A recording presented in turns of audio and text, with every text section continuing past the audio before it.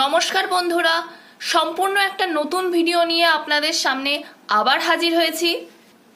আজ আমাদের রেসিপি হলো পনির পরোটা। এই পনিরটা কিন্তু আমাদের বাড়িতেই বানানো। এই পনির বানানোর এই ভিডিওর ডেসক্রিপশনে আমি লিংক দিয়ে দিয়েছি, আপনারা চাইলে দেখে নিতে পারেন। এই পনিরটাকে আমি কুর্নির সাহায্যে কুড়ে নেব।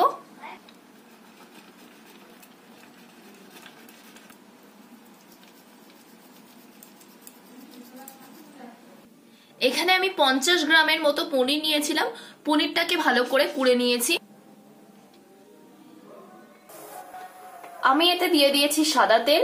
আপনারা চাইলে ঘি বা বাটারেও এটা ভাজতে পারেন। তেল আমার গরম হয়ে গেছে। তেলের মধ্যে দিয়ে দেব কালো জিরে ফোড়ন।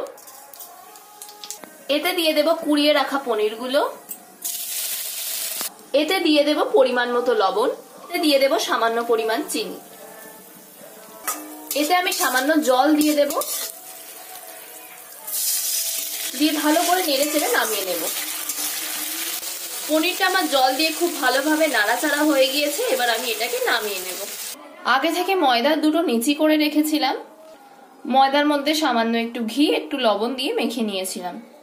এটাকে গোল গোল করে নিতে হবে। তারপর এতে পুরগুলোকে দিয়ে দিতে হবে। এগুলোকে বাটির আকারে করে নিতে হবে। নিয়ে এর মধ্যে আগে থেকে বানিয়ে রাখা পুরটি দিয়ে দিতে হবে। ঠান্ডা হয়ে যায় সেই ব্যবস্থা করতে হবে। এর মধ্যে আমি দিয়ে দেব পনিরের পুরটা।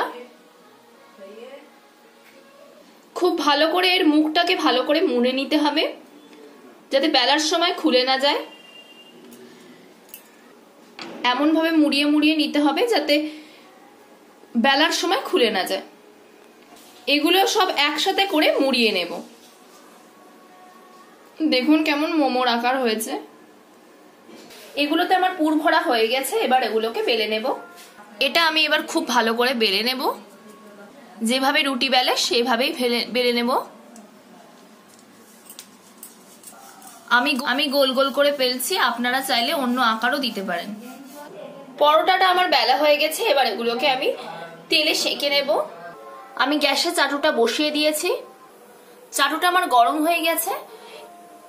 আমি এতে দিয়ে দিচ্ছি সাদা তেল। আপনারা চাইলে ঘি অথবা বাটারেও এটা ভেজে নিতে পারেন।